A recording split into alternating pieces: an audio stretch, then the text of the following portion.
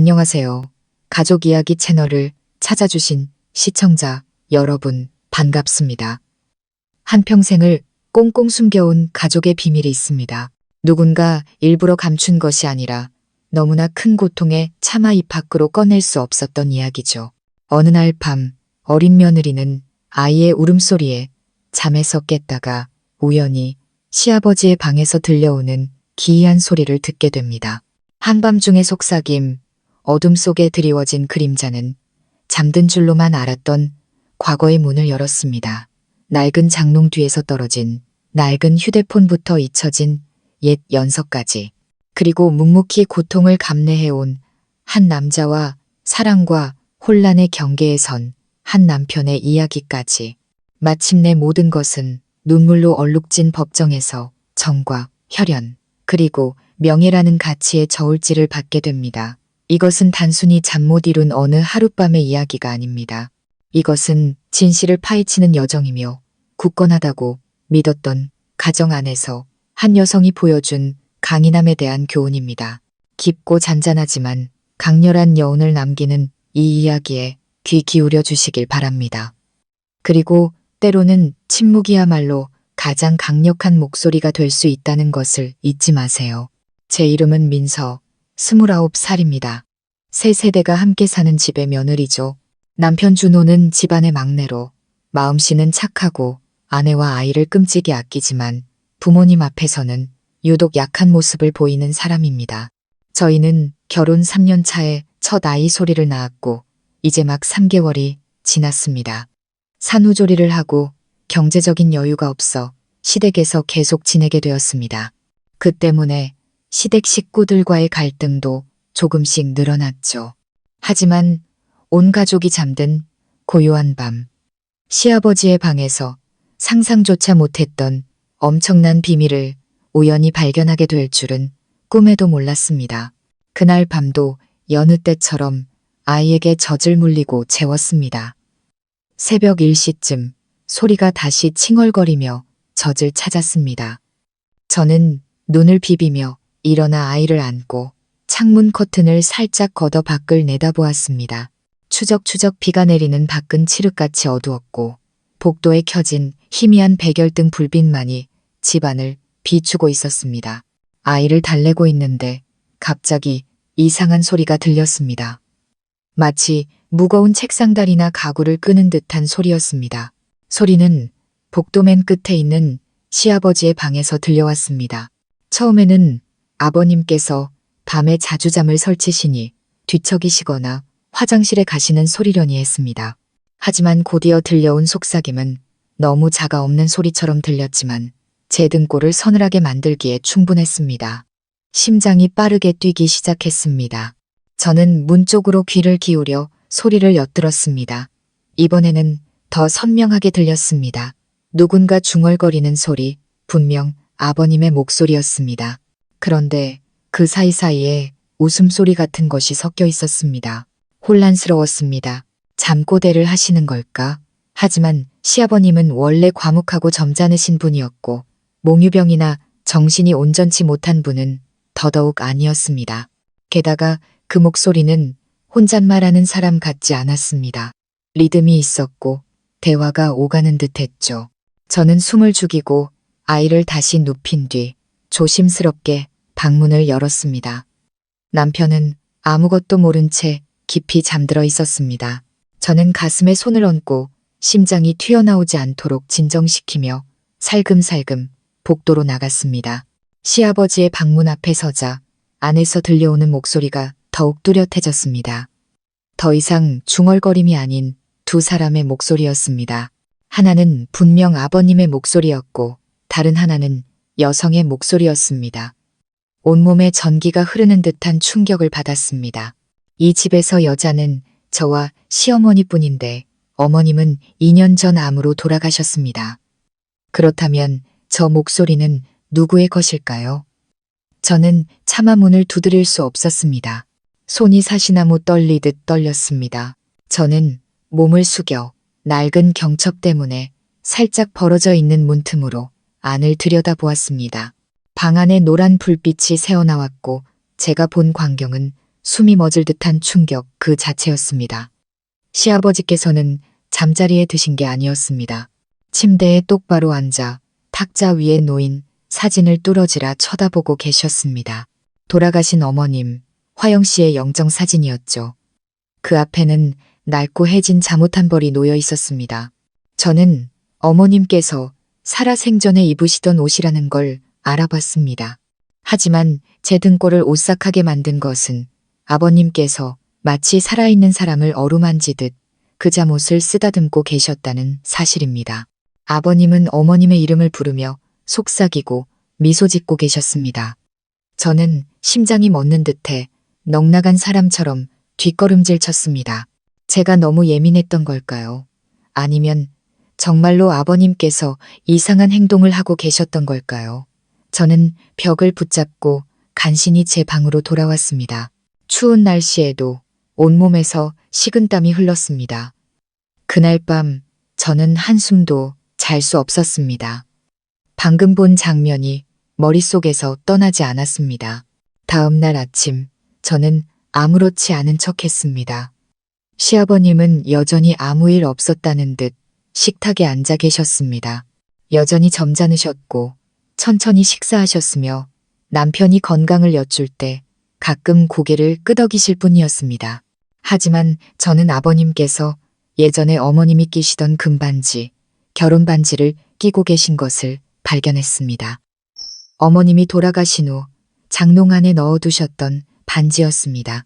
그리고 더 이상했던 것은 침실을 정리하고 싶다며 저녁 식사를 같이 하지 않겠다고 하셨을 때였습니다. 남편은 별 신경 쓰지 않았습니다. 원래 아버지를 속 깊고 내성적인 분이라고 생각했기에 궁금해하지도 않았죠. 하지만 저는 달랐습니다.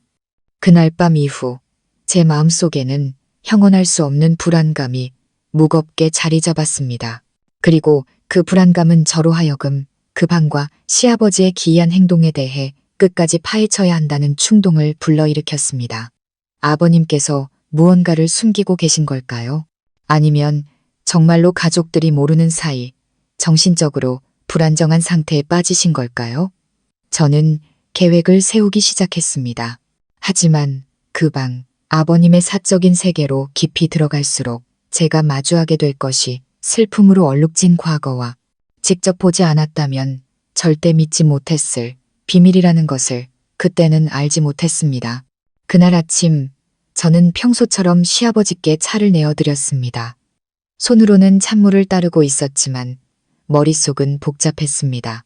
어머님의 잠옷에 대고 속삭이시던 아버님의 모습이 마치 영화처럼 머릿속에서 계속해서 반복되었습니다. 두려워해야 할지, 안타까워해야 할지, 아니면 침묵해야 할지 알 수 없었습니다. 제가 조심스럽게 여쭤봤습니다. 아버님, 밤에 잘 주무셨어요? 아버님은 찻잔을 내려놓으시며 옅게 미소 지으셨습니다. 그럭저럭 늙으면 잠이 깊게 들 수가 없단다. 어젯밤에는 비바람이 창문을 세게 쳐서 몇 번 깼구나. 저는 태연한 표정을 유지하려 애썼습니다. 그렇다면 아버님도 제가 무언가 의심하고 있다는 걸 아시는 걸까? 하지만 대답은 너무나 매끄러웠습니다. 제 눈을 피하지도 않으셨죠. 그날 오후 저는 위험한 결심을 했습니다. 온 가족이 낮잠을 자는 동안 저는 아이를 남편 방에 눕히고 빨래를 널러 간다는 핑계로 시아버지의 방에 들어갔습니다. 방은 여전했습니다. 깔끔하고 정돈되어 있었고 다소 단조로운 분위기였습니다. 하지만 제가 기억하던 것과 매우 다른 점이 하나 눈에 띄었습니다. 침대 옆 탁자는 더 이상 텅 비어 있지 않았습니다. 어머님의 작은 영정 사진 외에도 마른 꽃이 꽂힌 꽃병, 낡은 레이스 손수건, 그리고 빛바랜 갈색 수첩이 놓여 있었습니다. 저는 주위를 둘러보며 망설이다가 다가갔습니다. 사생활을 침해할 생각은 없었지만 마음속 무언가가 자꾸만 그 수첩을 열어보라고 부추겼습니다. 첫 장에는 단 한 줄의 단정한 글씨가 적혀 있었습니다. 화영이 없는 날들의 일기. 저는 소름이 돋았습니다. 화영은 시어머니의 이름이었습니다. 어머님이 돌아가신 지 거의 2년이 다 되어 가는데 아버님은 여전히 어머님을 위한 일기를 쓰고 계셨던 겁니다. 저는 계속해서 몇 장을 더 넘겼고 눈시울이 붉어지기 시작했습니다. 오늘로 당신이 떠난 지 꼭 1년이 되는 날이오. 나는 아직도 이 방의 고요함이 익숙하지 않구려. 침대 시트에는 아직 당신의 향기가 남아있소. 빨래를 하지 않았소. 빨래를 하면 당신이 정말로 이 집에 없는 게 될까봐 두렵소. 다른 페이지에는 이렇게 적혀 있었습니다. 오늘 또 당신 꿈을 꿨소. 당신이 화장대 앞에 앉아 날 깨우며 웃고 있었지. 꿈에서 깨니 내 눈물의 베개가 젖어 있었소. 저는 황급히 수첩을 탁자 위에 내려놓았습니다. 손이 떨렸습니다. 두려워서가 아니라 먹먹함 때문이었습니다. 저는 아버님을 차갑고 무뚝뚝한 분이라고 생각했습니다. 하지만 그 침묵 뒤에는 돌아가신 아내를 미칠 듯이 그리워하는 애끓는 마음이 숨겨져 있었습니다. 그리고 어젯밤 제가 아버님께서 낡은 잠옷과 대화하는 것을 본 그 밤은 환각이 아니라 스스로를 위로하는 하나의 습관이었던 겁니다. 저는 방을 나가려고 몸을 돌리다가 실수로 창가 의자에 살짝 부딪혔습니다. 의자가 조금 밀리면서 편지가 담긴 나무 상자가 드러났습니다. 저는 이 상자를 전에 본 적이 없었습니다. 이번에는 망설였지만 결국 제 손은 상자를 열고 말았습니다. 상자 안에는 수십 통의 편지가 가지런히 정리되어 있었습니다. 낡고 여러 번 읽은 흔적이 역력했습니다. 어떤 편지는 종이 가장자리가 누렇게 변색되어 있었습니다. 모든 봉투에는 나의 화영에게라는 익숙한 글귀가 적혀 있었고 전부 어머님이 돌아가신 후에 쓰인 것들이었습니다. 저는 편지 한 통을 집어들어 읽었습니다. 여보, 오늘 아들 녀석이 손주를 안고 있는 모습을 봤소. 아비의 무게의 등이 굽어 있는 것을 보니 당신 생각이 간절하더군. 예전에 아이가 열이 날 때마다 당신이 밤을 새우며 손으로는 기름을 바르고 입으로는 기도를 올리던 모습이 떠오르오. 나는 당신에게 미신을 믿는다며 핀잔을 줬지만 이제야 알겠소. 가장 무력할 때 우리가 할 수 있는 것은 기도뿐이라는 것을. 저는 더 이상 읽을 수가 없었습니다. 눈물이 쏟아졌습니다. 저는 조용히 모든 것을 제자리에 두고 문을 닫고 방으로 돌아왔습니다. 그날 오후 내내 저는 감히 아버님을 똑바로 쳐다보지 못했습니다. 하지만 제 마음속에는 연민이 가득 차 있었습니다. 저는 아버님을 기이한 사람이라고 오해했지만 사실 아버님은 아내가 떠난 지 2년이 다 되도록 뼛속까지 아내를 그리워하는 한 남편일 뿐이었습니다. 그날 저녁 온 가족이 식사를 하는데 시아버님께서 갑자기 제게 물으셨습니다. 내가 많이 이상해 보이느냐? 저는 깜짝 놀라 손에 들고 있던 밥그릇을 떨어뜨릴 뻔했습니다. 남편은 무슨 일인지 영문을 모른 채 아버지를 쳐다보았습니다. 저는 우물쭈물하며 대답했습니다. 아니에요, 아버님. 아버님은 한숨을 쉬시더니 제 밥그릇에 반찬을 얹어주시며 말씀하셨습니다. 괜찮다. 내가 남들처럼 정상이 아니란 건 안다. 하지만 걱정할 것 없다. 난 미치지도 몽유병에 걸리지도 않았다. 그저 추억과 함께 살고 있을 뿐이다. 그제야 남편이 약간 언짢은 목소리로 말했습니다. 아버지, 무슨 이상한 말씀을 하세요? 아버지는 건강하시고 정신도 멀쩡하신데 누가 아버지를 미쳤다고 해요.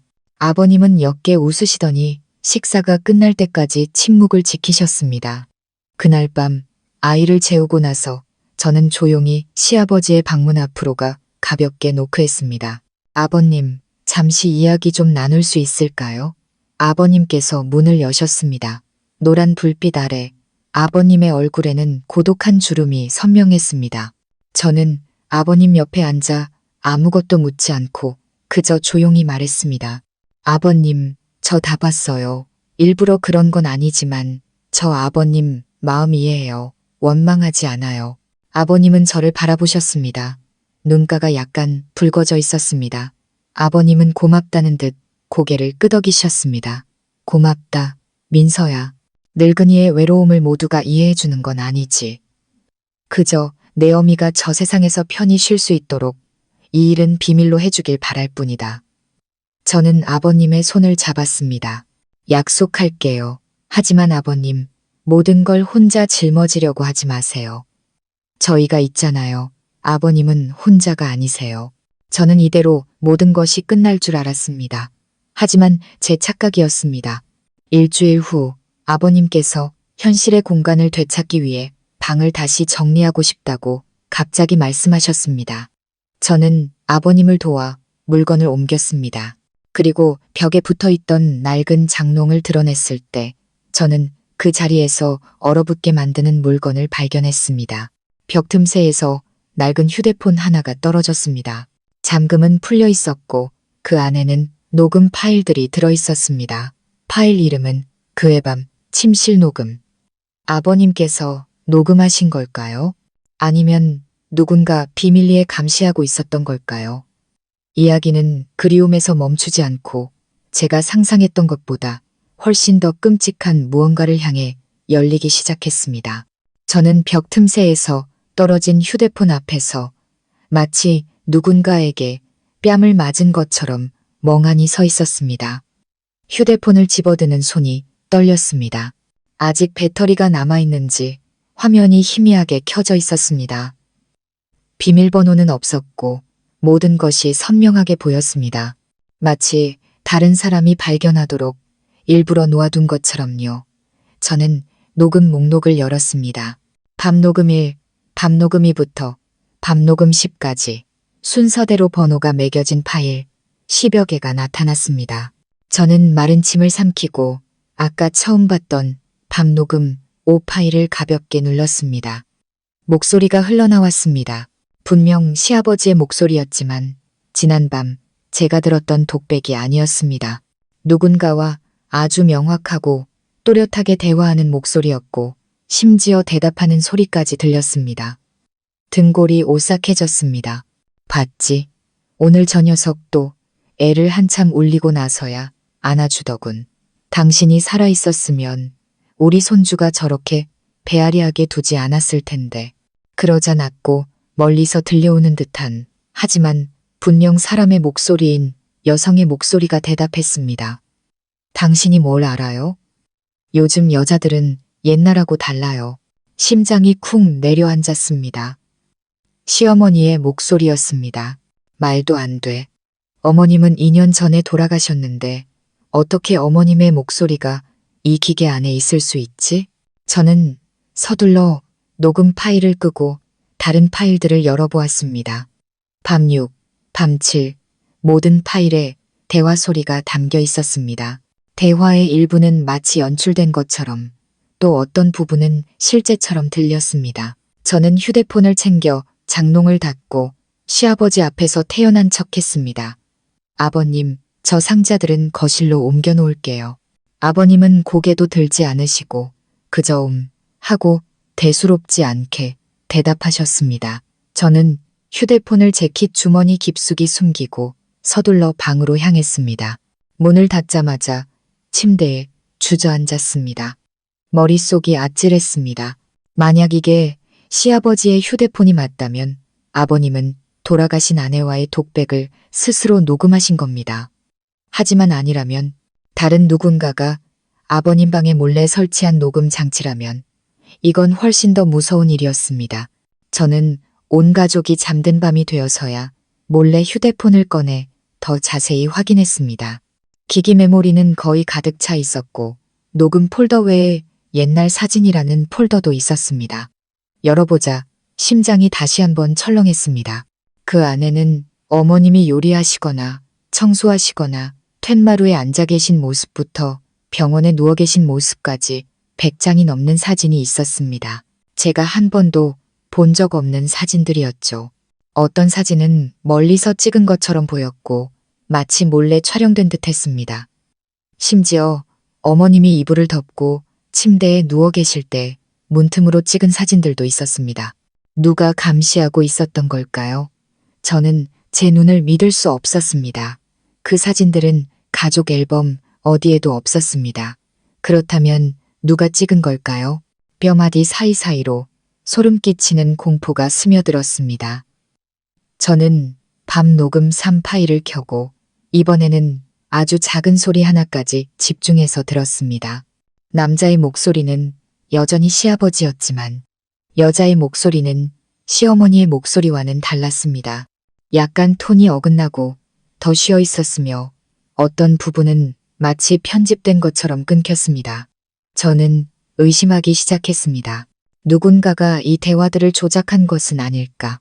이 집안의 누군가가 의도적으로 환각을 만들어내기 위해 이런 짓을 하고 있는 것은 아닐까? 하지만 대체 왜? 다음날 아침 저는 IT 업계에서 일하는 친한 친구에게 전화를 걸었습니다. 차마 모든 것을 털어놓지는 못하고 낡은 휴대폰을 주었는데 몰래 녹음하거나 추적하는 앱이 있는지 확인해달라고만 했습니다. 점심때쯤 친구에게서 연락이 왔습니다. 기기 자체에는 이상한 점이 없지만 녹음 파일들에 편집된 흔적이 보인다고 했습니다. 자세히 들어보면 여자가 말하는 부분의 톤이 일정하지 않고 어떤 단어는 반복되는 것이 여러 소스에서 짜깁기한 것 같다고 했습니다. 저는 할 말을 잃었습니다. 그렇다면 누군가가 의도적으로 가짜 대화 파일을 만들었다는 뜻입니다. 하지만 왜 시아버지께 그런 짓을 하는 걸까요? 아니면 아버님 본인이 그날 저녁 저는 남편과 이야기를 나눴습니다. 처음에는 남편이 제 말을 무시했습니다. 여보, 이상한 생각 좀 하지 마. 아버지는 그냥 정이 많으셔서 엄마가 너무 그리우니까 이상한 습관이 생긴 것뿐이야. 아버지가 무슨 기술이 있다고 녹음을 하고 목소리를 편집해. 저는 남편을 쳐다보았습니다. 그럼 이 집에 다른 사람이 있다는 생각은 안 해봤어? 외부인이 우리를 감시하고 있다는. 남편이 미간을 찌푸렸습니다. 무슨 소리야?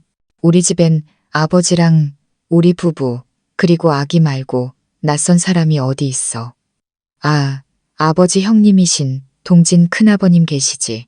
근데 그분은 시골 내려가신 지 몇 년 됐잖아. 저는 순간 움찔했습니다. 동진 큰아버님.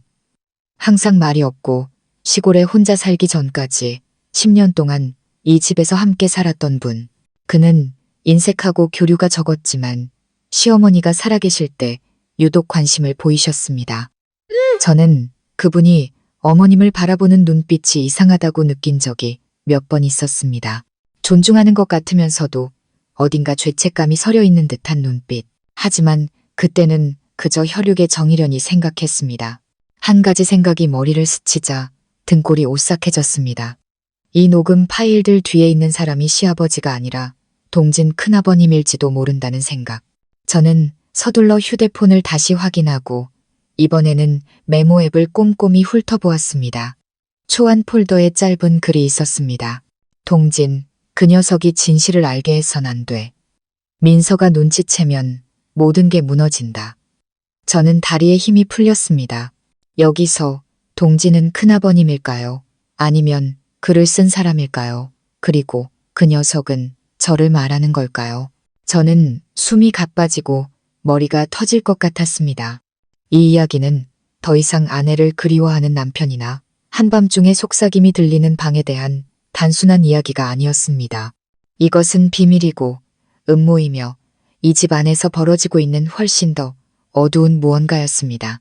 그리고 저는 한낱 며느리인 제가 우연히 그 소용돌이 속으로 발을 들인 것입니다. 저는 이 일을 분명히 해야 했습니다. 동진 큰아버님을 만나야 했습니다. 하지만 남편에게 말해야 할까요? 아니면 혼자 조용히 조사해야 할까요? 저는 며칠 후 시아버님께서 제가 목격했던 그 어떤 것보다 더 충격적인 행동을 하실 줄은 상상도 못했습니다. 아버님은 한밤중에 제 방으로 똑바로 걸어 들어오셨습니다. 손에는 시어머니의 결혼 사진을 들고 온몸에 소름이 돋게 하는 한마디를 던지셨습니다. 네가 무얼 알고 있는지 안다. 하지만 더는 찾지 마라. 그러지 않으면 이 집을 떠나는 다음 사람은 내 어미만이 아닐 것이다. 저는 시아버님께서 제 방문 앞에 서 계신 것을 보고 그 자리에서 얼어붙었습니다. 손에는 시어머니의 결혼 사진을 성물처럼 꽉 쥐고 계셨습니다. 아버님의 눈은 핏발이 서 있었고 목소리는 평소보다 훨씬 낮고 쉬어 있었습니다. 방금 하신 말씀은 제 머리를 망치로 내리치는 것 같았습니다. 네가 무얼 알고 있는지 안다. 하지만 더는 찾지 마라. 그러지 않으면 이 집을 떠나는 다음 사람은 내 어미만이 아닐 것이다. 저는 아이를 품에 꼭 안았습니다. 온몸이 떨리고 목이 바싹 말라 아무 말도 할 수 없었습니다. 남편은 옆에서 깊이 잠들어 자신의 아버지가 와 있다는 사실조차 모르고 있었습니다. 남편이 그저 아내를 잃고 조용히 살아가는, 누구에게도 패끼치지 않는 늙은 아버지라고만 생각했던 그분이 말입니다. 저는 아버님의 눈을 똑바로 쳐다보았습니다. 더 이상 온화하고 점잖은 모습이 아니었습니다. 모순으로 가득 찬 경계심과 어딘가 두려움 같은 것이 서려 있었습니다. 저는 마른 침을 삼키고 최대한 침착한 목소리를 내려고 애썼습니다. 아버님, 무슨 말씀이신지 모르겠어요. 저는 그냥 아버님께서 어머님을 그리워하시는 것 같아 걱정이 돼서. 아버님은 바로 대답하지 않으시고 조용히 다가와 사진을 탁자 위에 내려놓으시더니 몸을 돌려 나가셨습니다. 방문을 닫기 전 아버님은 고개를 돌려 이를 악문 듯한 목소리로 말씀하셨습니다. 아무에게도 이 일을 알리지 마라. 내 남편에게도 문이 닫혔습니다. 가볍지만 보이지 않는 판결에 망치 소리처럼 무겁게. 저는 그날 밤 내내 침대 가장자리에 멍하니 앉아 단 1초도 잠들지 못했습니다. 머릿속은 풀리지 않는 질문들로 가득 찼습니다. 아버님은 제가 의심하고 있다는 것을 어떻게 아셨을까? 왜 저를 위협하셨을까? 그리고 집을 떠난다는 사람은 누구를 말하는 걸까?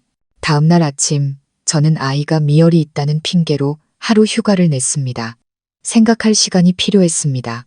흩어진 기억의 조각들과 지난 며칠간의 모든 이상한 점들을 다시 맞춰볼 조용한 공간이 필요했습니다. 저는 휴대폰 속 옛 사진들을 다시 뒤졌습니다. 벽에서 떨어진 그 휴대폰 갤러리에는 시어머니께서 동진 큰아버님과 나란히 서서 찍은 사진이 한 장 있었습니다. 제 눈은 즉시 그곳에 멈췄습니다. 사진을 확대해 큰아버님의 얼굴을 보자 손이 떨렸습니다. 그때 어머님을 바라보던 그 눈빛은 정말로 사촌 형제 간의 정이라고 보기 어려웠습니다. 저는 시어머니가 돌아가셨을 때 동진 큰아버님이 장례식에 오지 않으셨던 것을 떠올렸습니다. 남편은 그때 큰아버님이 편찮으셔서 못 오셨다고 했지만 지금 생각하니 정말 이상했습니다. 10년 넘게 한 집에 살았던 그토록 가까운 분이 마지막 가시는 길도 배웅하지 않다니요. 저는 남편에게 묻기로 결심했습니다. 여보, 어머님 돌아가셨을 때 큰아버님 왜 안 오셨지? 내가 알기론 아주 가까이 사셔서 몇 시간이면 오실 수 있었잖아. 남편은 머리를 극적였습니다. 아버지가 편찮으시다고 했잖아. 잊었어? 나도 자세히는 안 물어봤어. 어차피 다 지난 일이잖아. 저는 더 말하지 않았지만 마음속은 파도가 일었습니다. 시아버지와 동진 큰아버님 사이에 무언가 수상한 점이 있었습니다. 어쩌면 두 분이 어떤 비밀을 숨기고 있고 시어머니가 그 희생자였을지도 모릅니다. 그날 밤 저는 온 가족이 잠들기를 기다렸다가 지난번 휴대폰을 숨겨둔 것을 서랍으로 살금살금 갔습니다. 저는 다시 녹음 파일들을 열었습니다. 이번에는 배경음에 더 집중했습니다. 그러다 밤 녹음 8파일에서 소름 끼치는 단서를 발견했습니다. 시아버지의 대화 목소리 사이로 괴종시계가 2번 울리는 소리가 들렸습니다. 그건 아버님 방의 시계가 아니었습니다. 동진 큰아버님이 이 집에 계실 때 쓰시던 낡은 고풍스러운 시계 소리였습니다. 그 시계는 한밤중에 울릴 때마다 온 가족의 잠을 깨워 큰아버님이 시골로 가신 후에 치워 창고에 넣어두었습니다. 저는 옛 물건들을 쌓아둔 창고방으로 들어갔습니다. 큰아버님이 남기고 가신 물건들 사이를 뒤지던 중 낡은 종이 상자 하나를 발견했습니다. 겉에는 때가 되기 전까지 열지 말 것이라는 휘갈겨 쓴 글씨가 있었습니다. 저는 숨을 참고 상자를 열었습니다. 안에는 구식 카세트 플레이어에나 들어갈 법한 작은 녹음 테이프들과 표지가 다 해진 일기장이 들어 있었습니다. 표지에는 나, 동진이라는 세 글자만 적혀 있었습니다. 저는 떨리는 손으로 일기장을 열었습니다. 첫 장에는 이렇게 적혀 있었습니다. 그녀가 죽던 날 나는 자문했다. 나에게도 잘못이 있는 걸까? 내 사랑이 잘못된 방식이었기에 이 모든 가족을 비극으로 몰아넣은 걸까? 저는 심장이 멎는 듯 했습니다. 그녀는 시어머니였고 잘못된 사랑이라니요? 다음 장. 그녀는 날 사랑하지 않았지만 나는 그녀를 사랑했다. 이 집에 처음 발을 들인 그날부터 내 동생의 아내 재수 씨였지만 내가 알던 그 어떤 여자보다도 다정하고 진실하며 따뜻한 사람이었다. 저는 경악했습니다. 온 가족이 시아버지의 형님으로만 알았던 동진 큰아버님이 시어머니를 남몰래 사랑하고 계셨던 겁니다. 저는 계속 넘겼습니다. 나는 수년간 침묵했다. 그저 멀리서 바라볼 수밖에 없었다. 하지만 어느 날 더 이상 참을 수 없었다. 나는 그녀에게 고백했고 그때 맞은 뺨은 아직도 내 마음에 쓰라린 상처로 남아있다. 저는 숨이 가빠졌습니다. 이건 단순한 짝사랑이 아니었습니다. 큰아버님은 고백을 했고 어쩌면 시어머니께 상처가 될 만한 행동까지 했을지도 모릅니다. 그리고 어머님이 병으로 돌아가신 것이 사실의 전부가 아닐 수도 있었습니다. 저는 떨리는 손으로 일기장을 덮었습니다. 머리가 어지럽고 모든 것이 산산조각 나는 것 같았습니다. 어쩌면 가짜 녹음 파일과 몰래 찍은 사진들을 만든 사람이 바로 동진 큰아버님일지도 모릅니다. 뒤틀리고 금지된 사랑을 만족시키기 위해서, 그리고 시아버님은 아마 모든 것을 알고 계셨지만 침묵을 선택하신 걸 겁니다. 가족의 명예를 지키기 위해서, 혹은 모든 것이 드러나면 이 위태로운 가정이 완전히 무너질까 두려워서 저는 일기장을 이름 없는 고통의 증거처럼 가슴에 품었습니다. 앞으로 어떻게 해야 할지 몰랐지만 계속 침묵할 수는 없다는 것을 알았습니다. 저는 제 아이와 남편, 그리고 제 자신을 지켜야 했습니다. 모든 것이 너무 늦어지기 전에, 그리고 제 예상대로 3일 후 동진 큰아버님이 기이한 이유를 대며 이 집에 갑자기 돌아왔습니다. 재수 씨 영정의 인사나 좀 하러 왔다. 보고 싶어서. 그때 저는 문 뒤에 서서 피할 수 없는 대면을 위해 주먹을 꽉 쥐고 있었습니다. 저는 문틈으로 동진 큰아버님이 하시는 말씀을 똑똑히 들었습니다. 재수 씨 영정의 인사나 좀 하러 왔다. 보고 싶어서. 그 말은 평범한 시아주버님의 목소리가 아니었습니다. 고인에게 향을 올리러 온 사람의 목소리는 더더욱 아니었습니다. 그것은 눈먼 감정, 억눌린 분노, 그리고 깊은 한을 품은 자의 목소리였습니다. 시아버님은 잠시 아무 말 없이 서 계셨습니다. 놀라신 건지 아니면 마음속에 파도가 일고 있었던 건지 알 수 없었습니다. 마침내 아버님께서 문을 열고 한쪽으로 비켜서시며 탁한 목소리로 말씀하셨습니다. 들어오게. 하지만 너무 오래 있지는 말게. 벌써 2년 가까이 지났으니 동진 큰아버님은 들어오시면서 저를 쳐다보지도 않으셨습니다. 혈연이 아니라는 이유로 마치 없는 사람 취급하던 그 며느리를 말입니다. 큰아버님의 손에는 향한 묶음과 이상하게도 낡은 천 가방이 들려 있었습니다. 저는 그의 작은 움직임 하나하나를 관찰했습니다. 얼굴은 수척했지만 눈빛은 날카롭게 빛나고 있었습니다. 조문객의 눈빛이 아니었습니다. 마치 잃어버린 것을 되찾거나 빼앗으려는 자의 눈빛 같았습니다.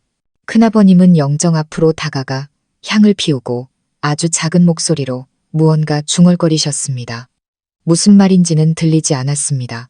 하지만 어머님의 영정 사진을 쓸어내리는 그의 손은 미세하게 떨리고 있었습니다. 감동 때문일까요? 아니면 죄책감 때문일까요? 저는 확신할 수 없었습니다. 잠시 후 큰아버님은 시아버님을 돌아보셨습니다. 이 사람 물건 좀 두고 가겠네. 예전에 내가 맡아뒀던 건데 이제 돌려주러 왔어. 저는 등골이 오싹해졌습니다. 이 사람 물건이라니요. 왜 큰아버님이 시어머니의 개인 물품을 보관하고 계셨던 걸까요? 시아버님은 더 묻지 않으시고 그저 가볍게 고개를 끄덕이신 후 방으로 들어가셨습니다. 저는 그 천 가방을 보며 참지 못하고 물었습니다. 큰아버님, 그 안에는 뭐가 들었어요? 큰아버님은 날카로운 눈빛으로 저를 쳐다보시더니 갑자기 미소를 지으셨습니다. 그 무뚝뚝한 얼굴에서 한 번도 본 적 없는 미소였습니다. 죽은 사람이 남긴 물건이다. 넌 왜 궁금해하지? 저는 입술을 깨물었지만 주머니 속 휴대폰을 더듬어 몰래 녹음 버튼을 눌렀습니다. 오늘 무언가 일이 벌어질 것 같다는 직감이 들었습니다.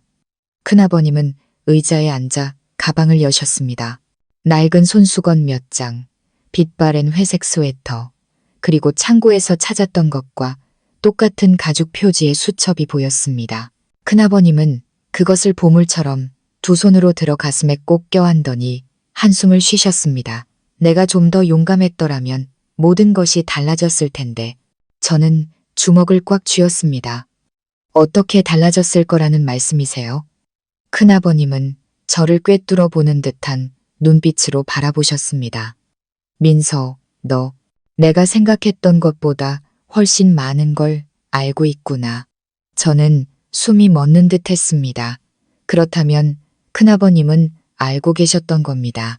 제가 일기장과 녹음 파일, 그리고 아직 드러나지 않은 진실을 발견했다는 것을. 저는 조용히 대답했습니다. 전 아무것도 몰라요. 그저 마음이 편치 않을 뿐이에요. 어머님은 눈을 감지 못하고 돌아가셨고 아버님은 그림자처럼 살고 계세요. 만약 아직 하지 못한 말씀이 있다면 제발 해주시길 바라요. 큰아버님은 비웃으셨습니다. 말에서 온 가족에게 저주라도 받으라고? 그게 쉬운 줄 아나? 내가 잊고 싶지 않았을 것 같아. 하지만 그 사람은 죽었고 나는 평생을 시달리며 살고 있다. 그리고 그 사람도 네가 생각하는 것처럼 성녀는 아니었어. 민서야. 저는 벌떡 일어섰습니다. 그게 무슨 말씀이세요? 내가 그 사람을 사랑한 건 맞아. 하지만 선을 넘은 적은 없어. 난 그저 그 사람에게 속했던 것들을 간직했을 뿐이야. 그리워하고 녹음하고 일기를 썼지. 하지만 그 사람은 끝까지 날 피하다가 죽을 때조차 모든 죄를 안고 가버렸어. 저는 멍해졌습니다. 죄라니요? 동진 큰아버님이 테이블을 세게 내리치셨습니다. 네가 그 사람이 제 남편을 진심으로 사랑했다고 생각하나? 아니, 내 시아버지에 대한 감정은 껍데기일 뿐이었어. 그 사람이 처음으로 연설을 썼던 사람은 바로 나였다고. 하지만 난 감히 그걸 간직하지 못했고 그녀 스스로 선택하게 뒀지. 그리고 그녀는 내 동생을 선택했어. 난 받아들였고 수십 년 동안 내 청춘을 묻어버린 채 침묵했어. 그런데 죽기 직전에 그녀가 날 찾아왔어. 그녀는 울면서 후회한다고 말했어. 방 안의 공기가 끈적하게 굳어버렸고 아무도 더 이상 말을 잇지 못했습니다. 큰아버님은 핏발선 눈으로 일어서셨습니다. 이제 너도 알았겠지. 하고 싶은 말이 있으면 해. 난 더 이상 상관 안 해. 하지만 더 깊이 파고들지는 마. 너 자신도 감당하지 못할 테니. 저는 마치 미로 속에서 길을 잃은 듯한 기분이었습니다. 그 진실은 범죄는 아니었지만 그렇다고 순수하지도 않았습니다. 짓밟힌 감정, 젊은 날의 실수, 배신 혹은 갈등. 저는 남편에게 이 사실을 어떻게 말해야 할지, 시아버지를 어떻게 마주해야 할지 막막했습니다.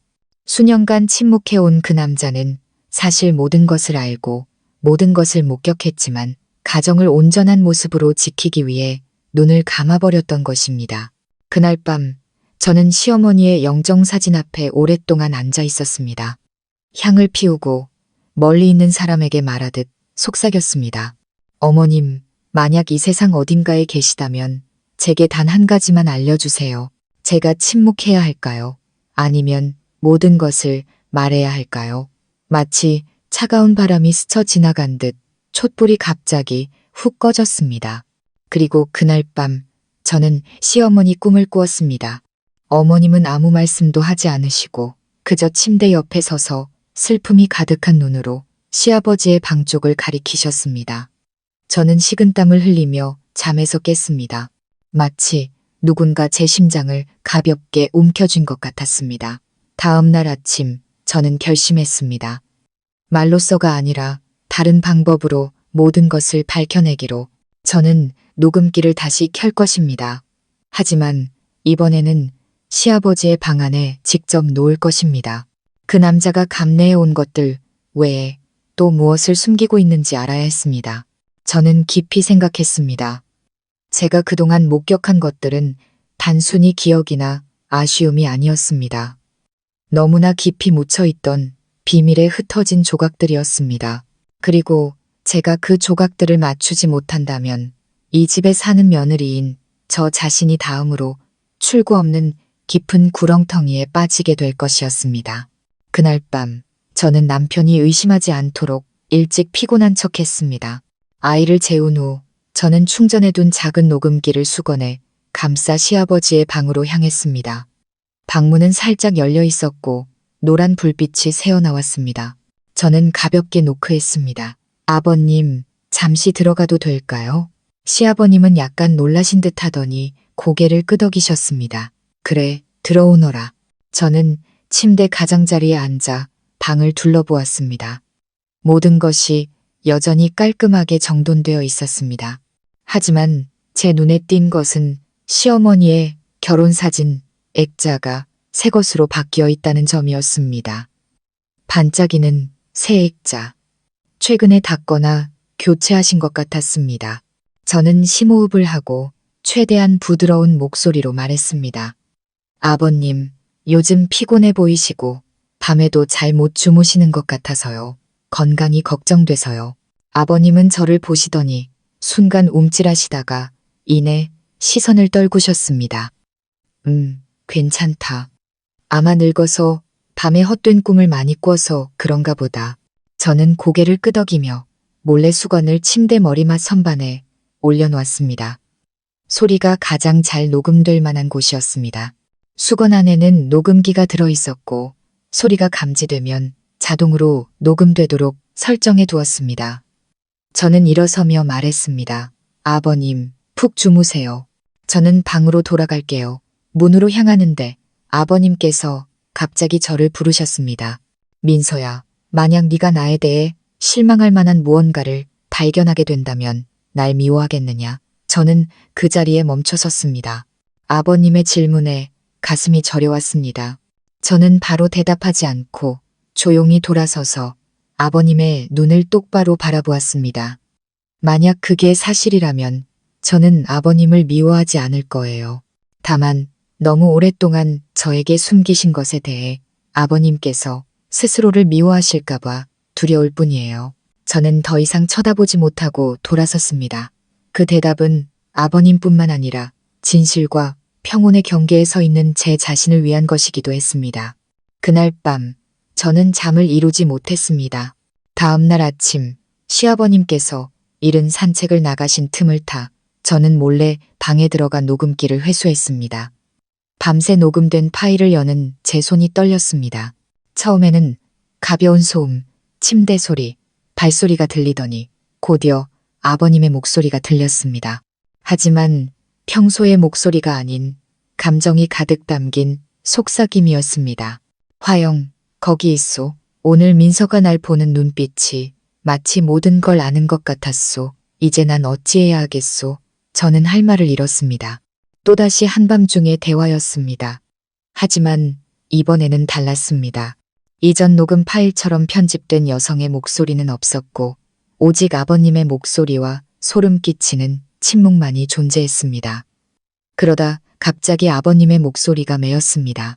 그 해에 당신이 얼마나 힘들었는지 알면서도 내가 당신을 지켜줄 만큼 강하지 못했어. 당신이 혼자서 동진 그놈을 상대하게 만들었지. 난 평생 그 일을 후회하며 살 거요. 저는 바닥에 주저앉았습니다. 눈물이 하염없이 흘렀습니다. 그렇다면 아버님은 모든 것을 알고 계셨던 겁니다. 형님의 잘못된 감정도, 시어머니께서 위협받고 상처받았던 사실까지도. 하지만 아버님은 말하지 않고 고발하지 않고 묵묵히 견뎌내셨던 겁니다. 저는 계속 들었습니다. 민서는 속이 깊은 아이다. 당신을 닮아 손해를 보더라도 참고 인내하지. 그 애가 너무 조용해서 가끔은 당신과 같은 길을 걸을까봐 두렵다. 저는 목이 메었습니다. 그 말씀이 비수처럼 가슴에 꽂혔습니다. 동진 그놈이 돌아왔어. 난 그놈이 단순히 성묘하러 온 게 아니란 걸 알아. 과거를 들쑤시고 싶어 하지. 하지만 만약 그놈이 내 자식과 손주를 건드린다면 맹세컨대 이번에는 참지 않을 것이다.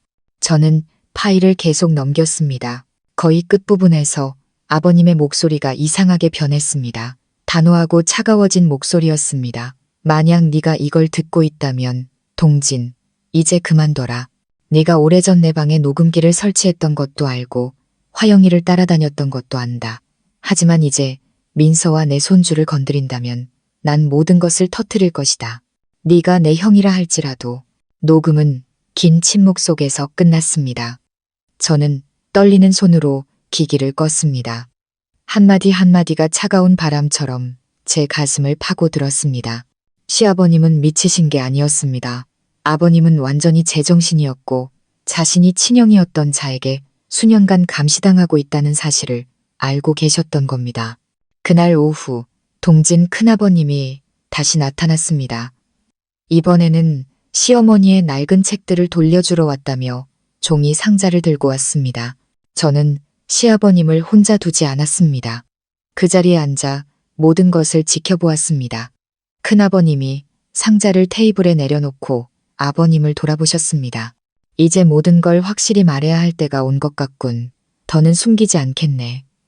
시아버님은 여전히 침착하게 차를 따르셨습니다. 듣고 있네. 큰아버님은 의자에 등을 기대셨습니다. 오래전 나는 화영이를 사랑했지만 화영이가 자네를 선택한 걸 알았지. 그래서 물러났어.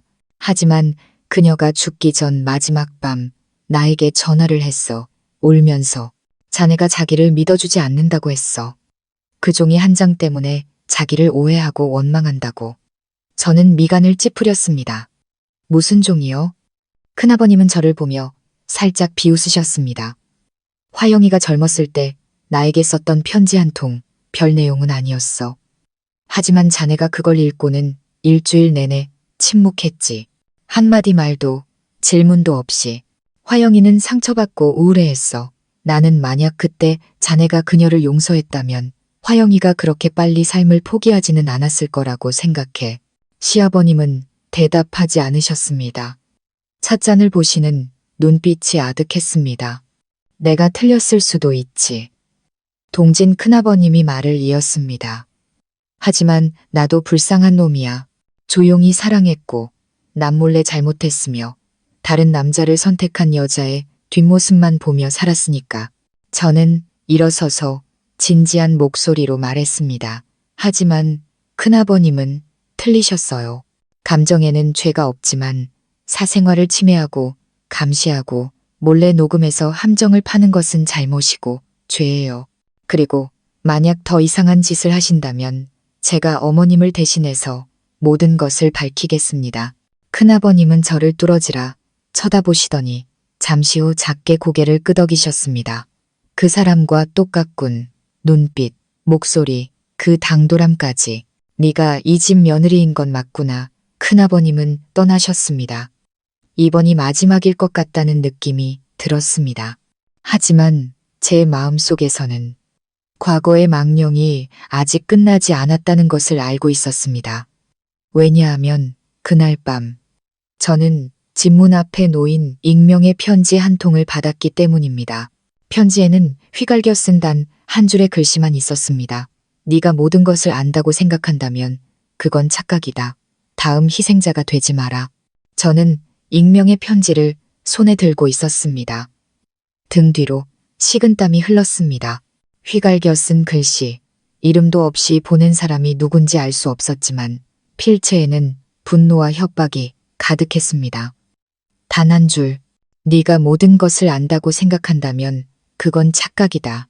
다음 희생자가 되지 마라. 저는 편지를 꽉 쥐었습니다. 마음이 불타는 듯 했습니다. 누가 썼을까요? 동진, 큰아버님, 아니면 다른 사람, 혹은 시아버님, 아니, 저는 고개를 저었습니다. 시아버님께서 이런 짓을 하실 리가 없었습니다. 아버님은 충분히 고통받으셨고, 오히려 동진 큰아버님이 저를 건드리면 가만두지 않겠다고 위협까지 하셨습니다. 하지만 아버님이 아니라면 누구일까요? 이 집에는 저와 남편, 시아버지, 그리고 아이 외에 누가 드나들며 문 앞에 편지를 놓을 수 있을까요? 저는 보안 카메라를 확인했지만 놀랍게도 그날 밤 카메라는 정확히 3분 동안 신호가 끊겨 있었습니다. 새벽 2시 27분부터 2시 30분까지 영상이 다시 돌아왔을 때 문은 닫혀 있었지만 편지는 현관 앞에 놓여 있었습니다. 저는 소스라치게 놀랐습니다. 이 사람은 이 집을 잘 알 뿐만 아니라 카메라가 어디에 설치되어 있고 어떻게 무력화하는지까지 알고 있었습니다. 저는 남편에게 말하지 않았습니다. 남편은 단순하고 걱정이 없는 사람입니다. 제가 이 사실을 말하면 믿지 않거나 더 큰 혼란에 빠질까봐 두려웠습니다. 저는 조용히 편지를 사진으로 찍어 증거로 남기고 원본은 아무도 찾지 못할 것이라고 확신하는 속옷, 서랍 깊숙이 넣어두었습니다. 그날부터 저는 더 많은 것을 주의 깊게 살피기 시작했습니다. 동진 큰아버님이 들르실 때마다 항상 가까이에 서 있었고 시아버님께서 저녁에 외출하실 때마다 시계를 확인했습니다. 그리고 이웃들까지 관찰했습니다. 누가 밤에 우리 집에 드나들 수 있는지, 누가 그렇게 대담하게 협박 편지를 남길 수 있는지. 3일 후, 조용한 어느 오후, 제가 아이를 재우고 있을 때 시아버님께서 갑자기 방문을 두드리셨습니다. 민서야, 들어가도 되겠느냐? 저는 고개를 들었습니다. 아버님의 눈빛은 평소처럼 침착했지만 이번에는 약간의 망설임이 섞여 있었습니다. 저는 고개를 끄덕여 아버님께서 들어오시도록 문을 열어드렸습니다. 아버님은 의자에 앉아 깊이 잠든 제 아이를 보시더니 조용히 말씀하셨습니다. 네가 편지를 받았다고 들었다. 저는 깜짝 놀라 목이 메었습니다. 아버님, 누구에게 들으셨어요? 아버님은 대답 대신 저를 깊이 바라보셨습니다. 그 눈빛 앞에서 저는 거짓말을 할 수 없었습니다. 저는 천천히 고개를 끄덕였습니다. 네, 하지만 누가 보냈는지 모르겠어요. 동진 큰아버님일지도 모른다고 생각해요. 아버님은 한참 동안 침묵하시더니 갑자기 물으셨습니다. 그 편지 아직 가지고 있느냐? 저는 잠시 망설이다 고개를 끄덕였습니다. 네, 원본 그대로 가지고 있고 사진도 찍어뒀어요. 아버님은 고개를 끄덕이시더니 한숨을 쉬셨습니다. 잘했다. 가지고 있거라. 누구에게도 섣불리 주지 마라. 그게 열쇠가 될 수도 있으니. 저는 놀랐습니다. 무슨 열쇠요? 아버님은 바로 대답하지 않으시고 일어서서 제 아이에게 다가가 뺨을 부드럽게 쓰다듬으셨습니다. 그리고 돌아서서 낮지만 납처럼 무거운 목소리로 말씀하셨습니다. 내가 너에게 한 가지 이야기를 해야겠다. 수년간 내가 숨겨왔던 이야기다. 누구를 믿지 못해서가 아니라 만약 말하면 누군가는 그 진실을 감당하지 못하고 살아가지 못할까봐 두려워서였다. 저는 숨을 죽였습니다. 오래전 내 어미가 살아있을 때 나는 그녀가 바람을 피운다고 의심한 적이 있었다. 저는 눈을 동그랗게 떴습니다. 바람, 이어, 그래, 동진 그놈이 아니라 다른 남자와 그 남자는 우리 집 뒤뜰에 새들어 살며 이를 도와주던 사람이었다. 그들은 이상할 정도로 친했다. 내가 몇 번이나 그들이 구석에서 이야기하는 것을 봤지만 내가 다가가면 흩어지곤 했지. 저는 혼란스러웠습니다. 하지만 어머님을 감시했던 건 동진 큰아버님이잖아요. 아버님은 고개를 끄덕이셨습니다. 그게 바로 꼬인 부분이다. 동지는 짝사랑하며 몰래 따라다니다가 내 어미가 그 남자와 수상한 관계라는 걸 발견한 게지. 그리고 그가 내 어미가 그 남자에게 썼던 감사 편지를 나에게 가져왔다. 그래서 아버님은 어떻게 하셨어요? 나는 아무 말도 하지 않았다. 침묵했지. 하지만 그때부터 내 어미는 완전히 무너져 내렸다. 내가 더 이상 자기를 믿지 않는다고 생각했을 수도 있고, 혹은 그 남자에게 배신당했을 수도 있다. 저는 머릿속이 복잡해지기 시작했습니다. 모든 것이 제가 한 번도 생각해보지 못했던 방향으로 흘러가고 있었습니다. 그 사람은 누구예요? 아버님은 저를 이상한 눈빛으로 바라보셨습니다. 연민과 고통이 뒤섞인 눈빛이었습니다. 내 남편의 아버지다. 저는 그 자리에서 얼어붙었습니다. 하지만 아버님이 제 남편의 아버지시잖아요. 아니다. 아버님은 고개를 저으셨습니다. 나는 서류상의 아버지일 뿐이다. 나는 그 아이를 갓난아기 때부터 키웠고 그 남자가 친아버지다. 저는 다리에 힘이 풀려 의자를 붙잡아야 했습니다. 심장이 미친 듯이 뛰었습니다. 그럼 제 남편, 준호 씨는 아버님의 친아들이 아니라는 말씀이세요? 그렇다. 하지만 나는 그 아이를 아기 때부터 키웠다. 오직 내 어미와 나, 그리고 동진만이 이 사실을 안다. 준호에게는 아무도 말한 적이 없다. 저는 두 손을 꽉 쥐었습니다. 눈시울이 뜨거워졌습니다. 그렇다면 제 남편은 30여 년을 자신의 진짜 정체도 모른 채 살아왔고 아내인 저 또한 전혀 모르고 있었던 겁니다. 그리고 시어머니는 해서는 안 될 사람을 사랑한 죄책감과 괴로움 속에서 평생을 사셨을지도 모릅니다. 저는 숨을 헐떡였습니다. 아버님, 그럼 그 익명의 편지는 그 사람에게서 온 걸 수도 있겠네요. 아버님은 고개를 끄덕이셨습니다. 그럴 수 있다. 그는 내 어미가 죽기 전에 한 번 돌아온 적이 있다. 두 사람은 크게 다퉜지. 그때가 내가 내 어미가 그렇게 많이 우는 것을 본 마지막이었다. 그 후로 그녀는 침묵했고 병세는 날로 악화되었다. 의사는 심리적인 영향이 건강에 큰 영향을 미친다고 했지. 저는 문득 깨달았습니다. 아버님, 그럼 지금 그 사람은 어디에 있어요? 모른다. 몇 년째 종적을 감췄다. 하지만 만약 그가 돌아왔다면, 만약 그가 너에게 무언가를 경고하려 한다면, 그건 아마 준호 때문일 것이다. 저는 멍해졌습니다. 준호 씨가 감시당하고 있다는 말씀이세요? 감시당하는 것뿐만 아니라 조종당하고 있을 수도 있다. 몇 주 전 기억나느냐? 그 녀석이 회의 핑계를 대고 늦게 들어오기 시작했지. 한 번은 내가 그 녀석이 뒷골목에서 낯선 사람과 이야기하는 것을 봤다. 그 사람이 그놈과 닮았더군. 저는 의자에 털썩 주저앉았습니다. 온몸이 차갑게 식었습니다. 시어머니의 옛 연인, 남편의 친아버지로 의심되는 남자, 제 시어머니의 인생에서 사라진 줄 알았던 그 남자가 이제 돌아와서 이번에는 예정을 되찾으려는 게 아니라 어떤 음모를 계속하기 위해 돌아왔을지도 모릅니다. 저는 의자에 주저앉았습니다. 온몸의 감각이 사라진 것 같았습니다. 시아버님께서 방금 털어놓으신 사실들은 제가 다음 생각을 할 수 없을 정도로 충격적이었습니다. 제 남편, 수년간 제 곁을 지켜온 준호가 아버님의 친아들이 아닐 수도 있고 시어머니를 나락으로 밀어넣었던 그 남자가 이제 조용히 돌아와 준호에게 접근하고 있다는 사실.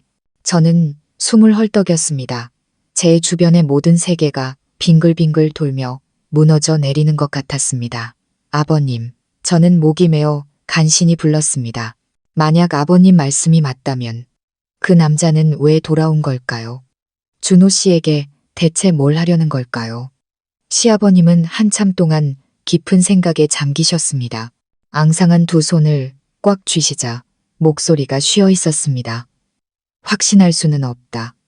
하지만 아직까지 내가 준호에게 차마 말하지 못한 것이 하나 있다. 그 남자의 진짜 이름은 강태수다. 그는 사기 및 재산 갈취 혐의로 교도소에 다녀온 적이 있다. 내 어미는 젊고 순진해서 그놈에게 속아 넘어갔지. 진실을 알았을 때 그녀는 끝내고 싶어 했지만 그놈이 놓아주지 않았다. 그래서 내 어미가 나에게 도움을 청했던 거다. 내가 준호를 아들로 받아들여 그녀의 명예를 지켜주기로 한 계지. 저는 숨을 삼켰습니다. 전에 없던 애틋함이 밀려왔습니다. 온화하고 말수가 적으며 항상 가족들의 끼니와 잠자리를 챙기시던 시어머니. 사실은 30년이 넘는 세월 동안 누구에게도 말 못할 고통을 안고 사셨던 겁니다. 아버님, 그럼 준호 씨는 아무것도 모르나요? 한 번도 말한 적 없고 말할 생각도 없었다. 내 마음속에서 준호는 여전히 내 아들이니까 갓난아기 때부터 어른이 될 때까지. 하지만 지금 누군가 그 녀석에게 접근하고 있다는 의심이 든다면 더 이상 비밀로 할 수는 없는 일이다. 저는 고개를 들어 아버님의 눈을 똑바로 쳐다보았습니다. 그럼 이제 저희는 어떻게 해야 해요, 아버님? 준호 씨가 이용당할까봐 두려워요. 그 사람이 준호 씨를 변하게 할까봐 무서워요. 요즘 들어 이미 많이 이상해졌어요. 아버님은 고개를 끄덕이시며 낮은 목소리로 말씀하셨습니다. 민서야, 이제부터 내 남편의 행동 하나하나를 유심히 지켜보거라. 누구와 연락하는지, 낯선 사람을 만나는지, 그리고 절대 내가 감시하고 있다는 걸 들켜서는 안 된다. 확실한 증거를 잡은 후에 마주해야 한다. 저는 결심에 찬 눈으로 고개를 끄덕였습니다. 이번에는 저 자신만을 위해서가 아니었습니다. 이미 너무나 많은 상처를 입은 이 가족의 핏줄인 제 어린 아들을 위해서였습니다. 그날 밤 저는 준호 옆에 누워 잠든 척 눈을 감았지만 마음은 불타는 듯 했습니다. 11시가 거의 다 되었을 때 남편이 몸을 뒤척이더니 조용히 일어나는 것을 느꼈습니다. 저는 실눈을 뜨고 남편을 쳐다보았습니다. 그는 불도 켜지 않고 더듬거리며 휴대폰과 외투를 챙겨 밖으로 나갔습니다. 저는 방문이 닫히는 소리가 들리자마자 벌떡 일어나 창가로 달려갔습니다. 커튼을 젖히자 남편이 집 뒤쪽 뒷길로 통하는 작은 골목으로 빠르게 걸어가고 있었습니다. 심장이 세차게 뛰었습니다. 저는 서둘러 휴대폰을 챙기고 외투를 걸친 뒤 아이를 안고 시아버님께 맡겼습니다. 아이가 열이 나서 약을 사러 가야 한다고 거짓말을 했습니다. 시아버님은 저를 보시더니 모든 것을 이해한다는 눈빛으로 조용히 고개를 끄덕이셨습니다. 조심하거라. 저는 앞문으로 나와 집 뒤편의 작은 골목으로 돌아갔습니다. 가까이 다가가자 조용한 대화 소리가 들렸습니다. 저는 전봇대 뒤에 숨어 귀를 기울였습니다. 그 사람이 눈치챈 것 같아요. 준호의 목소리였습니다. 민서가 그렇게 세세하게 신경 쓸 줄은 몰랐어요. 저는 그 자리에서 얼어붙었습니다. 그 사람은 저를 말하는 것이었습니다. 다른 남자의 낮고 탁한 목소리가 들려왔습니다. 상관없다. 자기가 이기고 있다고 생각하게 둬. 내 계획대로만 하면 그 후에는 그 여자도 더 이상 입을 열 수 없을 거다. 저는 죽은 듯이 서 있었습니다. 준호가 누군가와 결탁하여 어떤 계획을 꾸미고 있고 그 대상이 바로 저였습니다. 저는 온몸을 떨었습니다. 더 이상 의심의 여지가 없었습니다. 저 남자는 강태수, 제 남편의 친아버지였습니다. 그리고 그가 준호를 조종하고 있었습니다. 하지만 준호는 약간 망설였습니다. 만약 민서가 어머니 일까지 알게 되면 어떡하죠? 절대로 저를 용서하지 않을 거예요. 용서가 뭐가 중요해. 중요한 건 내가 내 아들이라는 거고 넌 모든 것을 알 권리가 있다는 거지. 그리고 네가 마땅히 받아야 할 것을 되찾을 권리도 있어. 이 집을 포함해서. 저는 비명이 터져 나오지 않도록 손으로 입을 막았습니다. 세상에, 준호. 그는 정말로 변해버렸습니다. 저는 조용히 물러났습니다. 심장이 산산조각 나는 것 같았습니다. 저는 더 이상 가족의 일원이라고 느낄 수 없었습니다. 저는 그저 작은 졸에 불과한 거대한 체스판 위에 서 있었습니다. 집에 돌아와 아이를 꼭 껴안았습니다. 눈물이 하염없이 흘렀습니다. 시아버님은 여전히 그 자리에 앉아 마치 좋지 않은 소식이 있을 것을 예감한 듯 저를 기다리고 계셨습니다. 저는 아버님을 보며 조용히 말했습니다. 아버님, 들었어요. 그들이 이 집을 차지하려고 해요. 그리고 준호 씨는 그들 편에 섰어요. 시아버님은 눈을 감으셨습니다.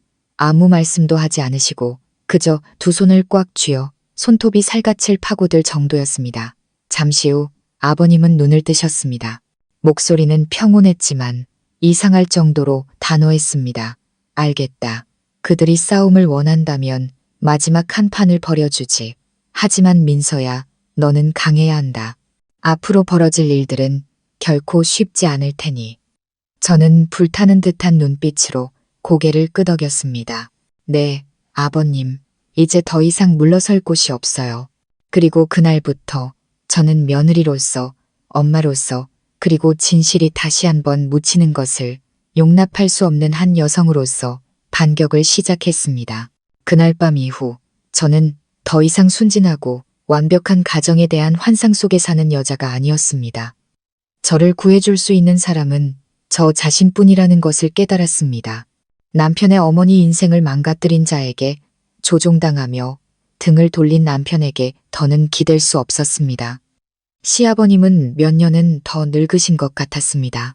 며칠 동안 말이 없으셨고 거의 시어머니의 영정 앞에서만 시간을 보내셨습니다. 아버님께서 괴로워하고 계신다는 것을 알았습니다. 그분은 돌아가신 아내의 명예를 지키기 위해 평생을 인내해 오셨습니다.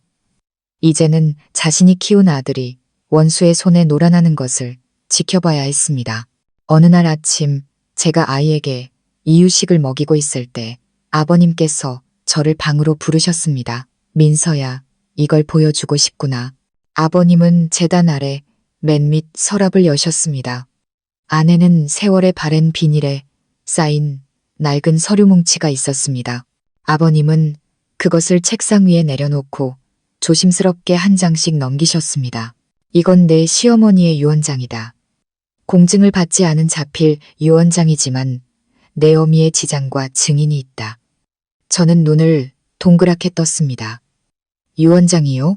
어머님께서 유언장을 쓰셨어요? 그래. 돌아가시기 일주일 전 더는 가망이 없다고 느끼셨을 때 나와 담당 의사를 부르셨다. 마지막으로 남기고 싶은 것이 있다고 하셨지. 재산이 아니라 진실이라고. 저는 집중해서 읽었습니다. 시어머니의 글씨는 힘이 없었지만 또렷했습니다. 한 줄 한 줄이 제 심장을 베는 것 같았습니다. 나, 이화영은 정신이 온전할 때 이 글을 쓴다. 나는 현재 아들 김준호가 내 남편의 친아들이 아님을 확인한다. 내 남편 김영철 씨가 아닌 1987년 우리 집에 새들어 살던 강태수라는 남자가 준호의 친아버지다. 저는 차가운 숨을 들이마셨습니다. 또 그 이름, 강태수. 시어머니의 인생에 혼란을 가져왔고 이제는 준호를 어두운 계획으로 끌어들이기 위해 돌아온 그 남자. 저는 계속 읽었습니다.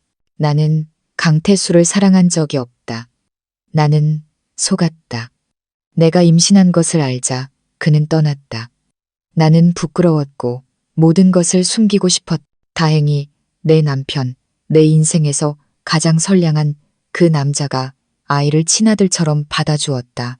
나는 그 희생에 걸맞지 않다는 것을 알지만 내 아들이 나중에 나쁜 놈에게 이용당하게 둘 수는 없다.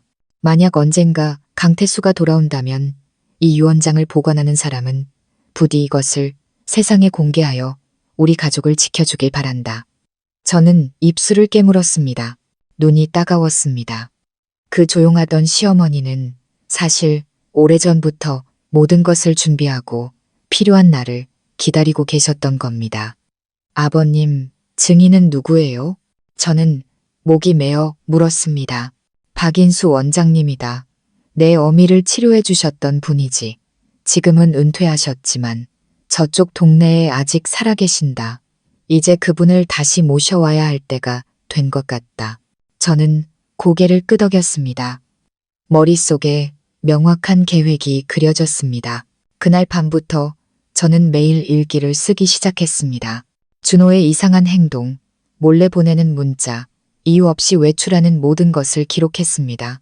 심지어 남편의 차에 몰래 위치 추적 장치를 설치했습니다. 언젠가 말없이 사라질 경우를 대비해서, 그리고 제가 바라지 않던 그날이 오고야 말았습니다.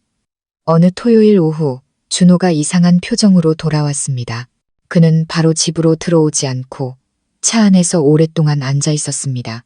저는 커튼 뒤에서 지켜보았습니다. 그는 휴대폰으로 한참 문자를 보내더니 의자에 등을 기대고 눈을 감았습니다. 마치 아주 큰 결심을 하는 사람처럼 그날 밤 그는 갑자기 뒤에서 저를 껴안으며 귓가에 속삭였습니다. 민서야, 만약 무슨 일이 생기더라도 날 원망하지 마. 저는 깜짝 놀라 무슨 일이냐고 물으려 했지만 그는 저를 꽉 안았습니다. 사랑의 포옹이 아니었습니다. 압박감과 후회가 뒤섞인 포옹이었습니다. 그리고 그는 말을 이었습니다. 인생이란 게 가끔은 원하는 걸 선택하는 게 아니라 해야 할 일을 해야 할 때가 있더라. 저는 침묵했습니다. 그 순간 제가 무슨 말을 하든 우리 사이의 얇은 막을 깨뜨릴 것이라는 것을 알았기 때문입니다. 다음 날 아침 저는 아무렇지 않은 척 일찍 일어났습니다. 준호는 갑자기 3일간 출장을 가게 되었다고 했습니다. 저는 고개를 끄덕이며 그를 문 밖까지 배웅했습니다. 하지만 그가 골목을 벗어나자마자 저는 즉시 휴대폰을 열어 위치를 추적했습니다. 그리고 화면에 뜬 위치는 저를 그 자리에서 얼어붙게 만들었습니다. 도시 서쪽 공단 끝에 있는 허름한 여인숙이었습니다. 그곳에는 어떤 회사도 어떤 출장도 없었습니다. 그저 남편을, 그의 어머니를 버렸던 남자의 소나기로 끌어당기는 어두운 길만이 있을 뿐이었습니다. 저는 시아버님께는 아무 말도 하지 않고 혼자 택시를 잡아 위치를 따라갔습니다. 저는 골목 입구에 서서 조용히 관찰했습니다. 거의 1시간 후 저는 준호가 키가 크고 마른 회색 재킷을 입은 남자와 함께 나오는 것을 보았습니다. 뒷모습만 보였지만 그가 바로 강태수, 제 남편의 친아버지라는 것을 알 수 있었습니다. 그들은 50m 떨어진 작은 카페로 걸어갔습니다. 저는 길 건너편 카페에 숨어 앉아 신문을 읽는 척했지만 귀는 팽팽한 활시위처럼 곤두서 있었습니다. 창문 너머로 두 사람이 오랫동안 이야기하는 것이 보였습니다. 준호는 여러 번 고개를 끄덕였고 얼굴은 굳어 있었습니다. 다른 남자는 낮은 목소리로 말하며 얇은 서류철을 가리켰습니다. 준호가 그것을 받아 열어보았습니다. 안의 내용은 보이지 않았지만 그것이 우리 가족의 운명을 결정할 무언가라는 것을 알 수 있었습니다. 그들이 일어나 나갈 때 저는 조용히 모든 순간을 사진으로 찍었습니다. 그리고 집으로 돌아와 모든 사진을 인화하고 날짜와 시간, 장소를 명확히 기록했습니다. 모든 것을 준비해야 했습니다. 마주할 시간이 다가왔다는 것을 알았기 때문입니다. 3일 후 준호가 집으로 돌아왔을 때 시아버님은 이미 거실에서 기다리고 계셨습니다. 아버님은 아무 말씀 없이 그에게 서류철 하나를 건네셨습니다. 시어머니의 자필 유언장이었습니다. 준호가 그것을 열어보자 얼굴색이 변했습니다. 저는 부엌에서 나와 그의 앞에 사진 뭉치를 내려놓았습니다. 미안해요. 이런 짓을 해서. 하지만 내 아들이 거짓으로 가득 찬 가정에서 자라게 할 수는 없었어요. 준호는 저와 평생 자신을 키워준 아버지를 번갈아 보았습니다. 그의 입술은 굳게 닫혀 있었고 눈은 갈등으로 가득 차 있었습니다. 시아버님께서 일어서시며 침착한 목소리로 말씀하셨습니다. 네가 이 집에 더 이상 미련이 없다면 가도 좋다. 하지만 가기 전에 네가 따르고 있는 그 남자가 과연 너를 단 하루라도 키워준 적이 있는지 스스로에게 물어보거라. 준호는 의자에 주저앉았습니다. 양 관자놀이에서 식은땀이 흘렀습니다. 바로 그때 초인종이 울렸습니다. 저는 문을 열러 나갔습니다. 그곳에는 강태수 씨가 서 있었습니다. 제가 철문을 열자 그곳에 서 있던 남자가 고개를 들었습니다. 그의 눈가에는 세월의 주름이 가득했지만 교활하고 능글맞은 표정은 감출 수 없었습니다. 그가 바로 강태수, 시어머니가 임신했을 때 그녀를 버렸던 남자였습니다. 그리고 이제 태풍처럼 돌아와 우리 가족 전체를 어두운 계략으로 뒤덮으려 하고 있었습니다. 저는 주먹을 꽉 쥐고 당장이라도 그의 면전에 문을 쾅 닫아버리고 싶은 충동을 억눌렀습니다. 누구시죠? 제가 차갑게 물었습니다. 그는 비웃듯 입꼬리를 올렸습니다. 내 아들을 찾으러 왔소. 김준호. 저는 고개를 빳빳이 들고 짧게 대답했습니다. 이 집에는 김영철 아버님의 아들만 있습니다. 당신의 아들인 준호라는 사람은 없어요. 그는 화를 내지 않고 그저 옅게 웃으며 안으로 들어오려 했습니다. 하지만 제가 팔을 뻗어 막았습니다. 여기는 사유지입니다. 초대장이나 정당한 이유 없이 들어오실 수 없습니다. 나가주시죠. 그때 시아버님께서 문 밖으로 나오셨습니다. 아버님은 그 남자를 똑바로 쳐다보셨습니다. 분노도 비웃음도 아닌 조용하지만 잔인할 정도의 경멸이 담긴 눈빛이었습니다. 강태수, 네가 감히 아직도 여기에 얼굴을 들이밀다니. 강태수는 어깨를 으쓱했습니다. 내가 내 아들을 만나러 오는데 당신 허락이라도 받아야 하나? 시아버님은 바로 대답하지 않으셨습니다. 아버님은 천천히 하지만 단호하게 다가와 제 앞에 굳건한 벽처럼 서셨습니다. 나는 30년 넘게 화영이를 위해, 준호를 위해, 그리고 이 집안의 명예를 위해 침묵했다. 하지만 이제 네가 그 아이를 꿰어내 집을 빼앗으려 하고 아내와 자식에게 등을 돌리게 만든다면 나도 더는 가만히 있을 수 없다. 당신이 감히 그 아이를 그 아이라고 부를 자격이 있어. 강태수가 소리쳤습니다. 그 녀석은 내 아들이야. 나에겐 권리가 있어. 권리? 시아버님께서 비웃으셨습니다. 언제부터 내게 그런 권리가 있었지? 다른 여자에게 가기 위해 그 아이의 엄마를 버렸을 때부터, 내가 그 아이를 키우고 한 걸음 한 걸음 걸음마를 가르칠 때부터 내게 그 아이는 흥정거리로 내놓을 상품일 뿐이지. 안 그런가? 그때 준호가 집 안에서 나왔습니다. 그의 얼굴은 창백했습니다. 그는 강태수를 보더니 갈등에 찬 눈빛으로 저를 돌아보았습니다. 그의 아버지 뒤에 서서 마음 아파하고 실망한 표정의 아내를 말입니다. 아버지, 준호가 작게 불렀습니다. 누구를 부르는 건지 알 수 없었습니다. 아들아, 강태수가 다가와 준호의 어깨를 가볍게 두드렸습니다. 아빠랑 가자. 우리 새로 시작하는 거야. 네가 속하지도 않은 이 집에서 고개 숙이고 살 필요 없어. 저는 이를 악물었습니다. 더 이상 참을 수 없었습니다. 만약 당신이 저 사람을 따라간다면 전 오늘 당장 이 집에서 나갈 거예요. 말리지는 않겠지만 제 아들이 자기 핏줄을 버린 사람의 말을 듣는 아버지 밑에서 자라게 두지는 않을 거예요. 준호는 움찔하며 저를 돌아보았습니다. 그의 눈은 핏발이 서 있었습니다. 민서야, 무슨 말을 그렇게 해. 난 그냥 진실을 알고 싶었을 뿐이야. 그래서 이제 알았어요? 제가 그의 눈을 똑바로 쳐다보았습니다. 알았다면 이제 선택해야죠. 이 가족 아니면 저 사람 둘 다 가질 수는 없어요. 준호는 시아버지를 돌아보았습니다. 아버님은 여전히 그 자리에 조용히 서 계셨습니다. 진정한 아버지처럼 단호한 눈빛으로 다른 말이 필요 없었습니다. 그 눈빛만으로도 준호는 혼란스러워했습니다. 그는 다시 강태수를 보았습니다. 한때 은인이라고 생각했고 몇 마디 달콤한 말과 명예를 되찾아주겠다는 약속에 설득당했던 그 남자를.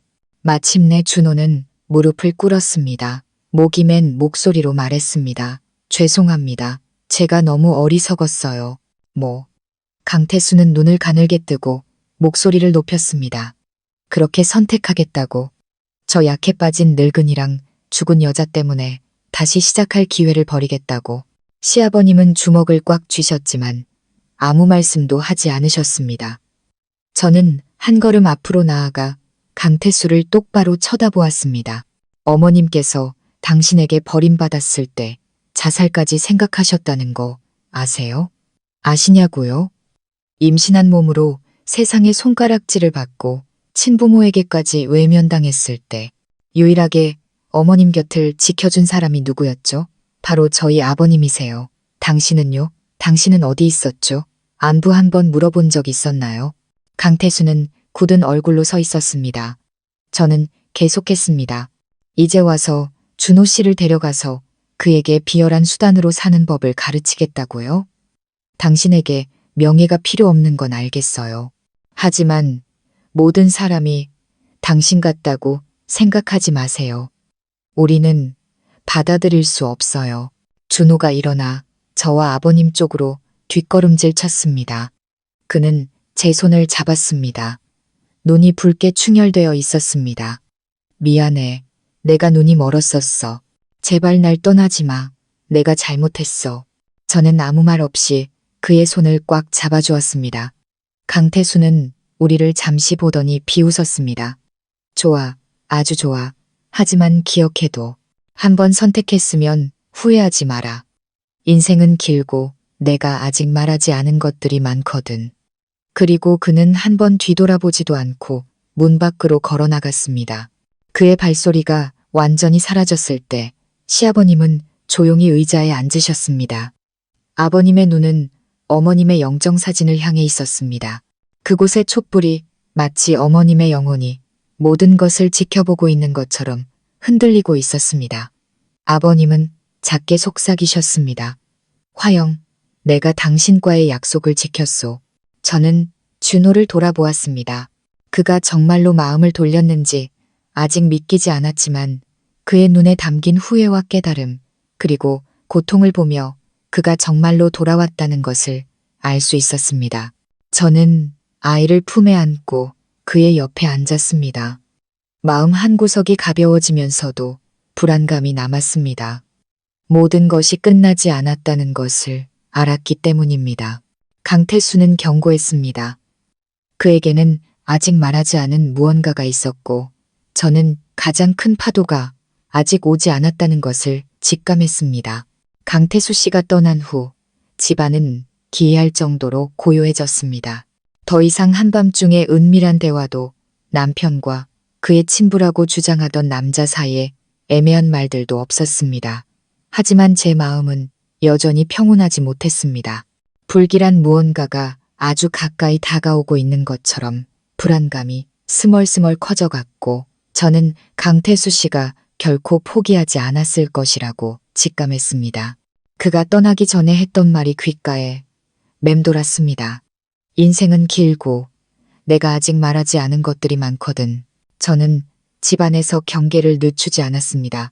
저는 몇몇 사각지대에 작은 카메라를 추가로 설치했습니다. 보안뿐만 아니라 시아버님과 제 아이의 안전을 위해서였습니다. 남편은 그 사건 이후 말이 없어졌습니다. 그는 종종 방 안에서 오랫동안 혼자 앉아 있었고 때로는 아들을 보며 마치 자신의 후회를 곱씹는 듯 한숨을 쉬었습니다. 일주일 후 제가 영정을 모신 방을 청소하고 있을 때 낯선 번호로 전화가 걸려왔습니다. 화면에는 저장되지 않은 번호가 떠 있었습니다. 불길한 예감이 들었습니다. 저는 조심스럽게 전화를 받았습니다. 여보세요. 민서 씨 맞으시죠? 낮지만 날카로운 여성의 목소리가 들려왔습니다. 네, 맞는데요. 누구세요? 저는 강태수 씨의 법적 아내입니다. 저는 그 자리에서 얼어붙었습니다. 걸레를 쥔 손이 허공에서 멈췄습니다. 놀라실 필요 없어요. 저는 그 사람과 당신 가족 사이에 있었던 일을 전부 알고 있어요. 그리고 오늘 제가 전화한 건 경고를 하기 위해서예요. 저는 마른 침을 삼켰습니다. 무슨 경고죠? 그 사람이 모든 재산을 다른 사람 명의로 이전할 계획을 세우고 있어요. 그 중에는 당신 시어머니의 재산도 포함되어 있죠. 그가 오래전에 서류 사본을 가지고 있었거든요. 알고 계셨나요? 저는 온몸을 떨었습니다. 그걸 어디서 구했죠? 당신 시어머니께서 예전에 시댁에 계실 때 일부 서류를 두고 가셨어요. 강태수 씨가 그걸 손에 넣었고 어머님이 돌아가시기 전에 공증까지 받아뒀죠.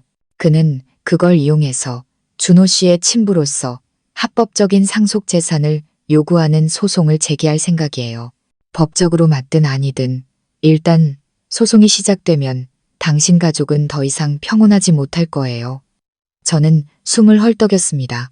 심장이 세차게 뛰었고 분노와 걱정 그리고 혐오감이 뒤섞였습니다. 왜 저를 도와주시는 거죠? 제 마음속에 의심이 피어올랐습니다. 수화기 너머에서 여자가 작게 웃었습니다. 거짓말쟁이와 사는 삶에 질렸거든요. 저도 한때는 당신 남편처럼 눈이 멀었었죠. 하지만 이제 정신 차렸어요. 동정심 때문에 당신을 돕는 게 아니에요. 저는 그저 그 사람이 모든 것을 잃길 바랄 뿐이에요. 돈도, 사람도, 그리고 마지막 남은 명예까지도. 전화를 끊기 전 그 여자가 덧붙였습니다. 이기고 싶다면 원본 토지 대장을 찾으세요. 사본이 아니라 원본 등기부 등본이 있어야 해요. 그리고 재단 밑바닥에 있는 상자를 열어보세요. 거기에 당신에게 필요한 게 있을 거예요. 저는 전화를 끊고 머리가 어지러운 채로 시아버님을 찾아 달려내려갔습니다. 아버님은 의자에 앉아 여느 때처럼 염주를 돌리고 계셨습니다. 아버님, 재단 밑에 상자 같은 게 있나요? 제가 다급하게 물었습니다. 아버님은 놀란 눈으로 저를 보셨습니다. 누구에게 들었느냐? 강태수 씨의 아내라는 분이요. 그분이 원본 등기부등본을 찾지 못하면 강태수 씨가 사본을 이용해 재산 분할 소송을 걸 거라고 했어요. 시아버님은 미간을 찌푸리셨습니다. 잠시 후 아버님은 일어나셔서 영정을 모신 방으로 올라가셨습니다. 저는 혼란스러운 마음으로 뒤따랐습니다. 아버님은 무릎을 꿇고 재단 서랍 뒤편의 나무판을 떼어내셨습니다. 잠시 후 아버님은 세월의 먼지가 가득 쌓인 검은색 철제 상자를 꺼내셨습니다. 안에는 소유주가 이화영, 즉 시어머니의 이름으로 된 낡은 등기부등본이 들어있었습니다. 이게 원본이다. 아버님께서 말씀하셨습니다. 화영이가 병세가 악화되었을 때 나에게 맡겼다. 언젠가 강태수가 돌아올까봐 두려워하며 깊숙이 숨겨뒀지. 저는 안도의 한숨을 쉬었습니다. 마치 전쟁터 한가운데서 방패를 주운 기분이었습니다. 그럼 우리가 원본을 가지고 있으니 그 사람은 아무것도 못하겠네요. 그렇죠. 아버님, 꼭 그렇지만은 않다. 아버님은 깊은 생각에 잠기셨습니다. 만약 그놈이 준호가 친아들이라는 것을 증명하고 화영이의 유언장이 법적 효력이 없다고 주장하면 상속법에 따라 유산 분할을 요구할 수 있다. 하지만 우리가 그놈이 준호를 방치했고 양육의 의무를 다하지 않았다는 것을 증명한다면 그놈에게는 아무런 권리가 없다. 저는 시어머니의 자필 유언장이 떠올랐습니다. 공증은 받지 않았지만 서명과 지장이 있었고 증인인 박인수 원장님이 계셨습니다. 그럼 박인수 원장님을 찾아야 해요. 제가 마치 깨달음을 얻은 듯 말했습니다. 나도 그 말을 하려던 참이었다. 바로 다음 날 아침 저는 시아버님과 함께 박인수 원장님이 은퇴 후 딸과 함께 살고 계신 옆 동네로 향했습니다. 거의 2시간이 걸려 도착한 곳은 대나무 숲 사이에 조용한 작은 집이었습니다. 박인수 원장님은 우리를 보시더니 순간 놀라셨습니다. 두 분 화영 씨 일로 오셨군요. 시아버님은 고개를 끄덕이셨습니다. 저는 유언장을 내밀었습니다. 원장님은 그것을 받아드시더니 눈시울이 붉어지셨습니다. 똑똑히 기억합니다. 제가 바로 그분이 떨리는 손으로 이 글을 한 줄 한 줄 쓰실 때 증인으로 있었습니다. 그분은 죽음이 두려운 게 아니라 남은 사람들이 서로를 오해하게 될까봐 두렵다고 하셨죠. 제가 그날의 대화를 녹음해 둔 것이 있습니다. 나중에 누군가 의심하면 제발 한마디만 도와달라고 부탁하셨기 때문입니다. 저와 시아버님은 감격에 벅차올랐습니다. 그럼 원장님, 그 녹음 파일 아직 가지고 계세요? 그럼요. 낡은 녹음기에 아직 그대로 있습니다. 다행히 고장 나지 않았더군요. 그리고 그날 저녁 저희는 녹음 파일을 손에 들고 돌아왔습니다. 유언장이 진짜이고 감정이 진짜이며 강태수 씨가 하려는 모든 것이 탐욕스러운 자의 서투른 연극에 불과하다는 것을 증명할 살아있는 증거였습니다. 남편 준호는 그 녹음 파일을 듣고 어린아이처럼 울음을 터뜨렸습니다. 녹음 파일 속에서 그의 어머니는 목이 메어 말했습니다. 준호야, 엄마가 널 죄 속에서 낳아서 미안하다. 하지만 널 가진 것을 한 번도 후회한 적은 없어. 넌 내가 어리석었던 세월 속에서 얻은 유일한 선물이었단다. 무슨 일이 있어도 너는 올바르게 살아야 한다. 내 친아버지처럼은 되지 마라. 저는 그의 옆에 앉아 손을 잡아주었습니다. 이제 모든 것이 명확해졌습니다. 준호는 보고 이해했으며 더 이상 그 남자의 편에 설 이유가 없었습니다. 시아버님은 녹음 파일을 유언장 그리고 원본 등기부등본과 함께 잠가두셨습니다. 이제 강태수 내 놈이 무슨 수작을 부리는지 한번 보자꾸나. 그리고 예상대로 이틀 후 강태수 씨는 공식적으로 시어머니의 재산 일부를 분할해달라는 소송을 제기했습니다. 하지만 이번에 그는 몰랐습니다. 법정에서 그를 기다리는 것은 우리 가족뿐만 아니라 그의 아내도 있다는 사실을. 그날 아침 가정법원에서는 강태수 씨가 제기한 상속재산 분할 청구에 대한 첫 번째 조정 기일이 열렸습니다. 소장의 원고는 제 남편 준호의 친부라고 자처하는 그 자신이었습니다. 저는 검은색 정장을 입고 남편, 시아버님과 함께 법원으로 향했습니다. 낡은 계단을 한 걸음 오를 때마다 수백 개의 바늘이 심장을 찌르는 듯 했습니다. 하지만 저는 고개를 숙이지 않았습니다. 더 이상 두려워하지도 참지도 않았습니다. 오늘이 모든 것을 끝내는 날이라는 것을 알았기 때문입니다. 조정실에 들어서자마자 강태수 씨가 두꺼운 서류철을 손에 들고 의기양양한 표정으로 앉아 있는 것이 보였습니다. 그의 옆에는 젊고 세련된 하지만 차가워 보이는 변호사가 앉아 있었습니다. 그들은 마치 우리 가족을 통째로 삼켜버릴 듯한 눈빛으로 우리를 쳐다보았습니다. 남편 준호가 그의 앞으로 다가가 조용히 고개를 숙였습니다. 진실을 알게 해주셔서 감사합니다. 하지만 저는 오늘 저를 낳아주신 분이 아니라 저를 사람으로 키워주신 분의 편에 서기 위해 왔습니다. 강태수 씨는 순간 멈칫했지만 이내 비웃었습니다. 네가 고맙다고 하면 끝날 줄 알아? 나도 내 애비다. 내 어미 재산에 대한 권리가 있어. 난 모든 걸 되찾을 거다. 날 위해서가 아니라 공평함을 위해서. 시아버님은 의자 팔걸이를 꽉 쥐셨습니다. 제가 아버님의 어깨에 손을 얹고 속삭였습니다. 아버님, 저에게 맡겨주세요. 조정이 시작되자 판사님께서 원고 강태수 씨가고 이화영 씨가 남긴 유산을 분할해달라고 청구한 내용을 낭독하셨습니다. 유산에는 현재 시아버님과 저희 부부가 살고 있는 집이 포함되어 있었습니다. 저는 일어서서 저희 가족의 소유권을 증명하는 관련 자료와 고 이화영 씨가 남기신 유언장을 제출해도 되는지 허락을 구했습니다. 판사님께서 고개를 끄덕이셨습니다. 저는 차분하게 지장이 찍힌 자필, 유언장, 증인인 박인수 원장님의 확인서가 첨부된 녹음 파일, 그리고 어머님이 돌아가신 후 시아버님께서 계속 보관해 오신 원본 등기부등본을 제출했습니다. 판사님께서 서류를 한 장씩 넘기시자 강태수 씨 측은 당황한 기색이 역력했습니다. 그의 변호사는 자신의 서류를 황급히 뒤적였습니다. 아마도 전부 사본이었던 모양입니다. 저는 말을 이었습니다. 또한 증인을 한 분 더 신청하고 싶습니다. 강태수 씨의 법적 아내이셨던 분입니다. 모두가 뒤를 돌아보자 한 여성이 들어왔습니다. 바로 며칠 전 저에게 전화했던 그분이었습니다. 그녀는 소박한 옷차림에 머리를 높이 묶고 칼날처럼 날카로운 눈빛을 하고 있었습니다. 미소 한 점 없이 그녀는 곧장 들어와 혼인관계 증명서와 강태수 씨가 수년간 저지른 재정비리가 상세히 기록된 서류철을 제출했습니다. 20년 전 사기 혐의로 피소되었던 사건 기록까지 포함되어 있었습니다. 증언하겠습니다.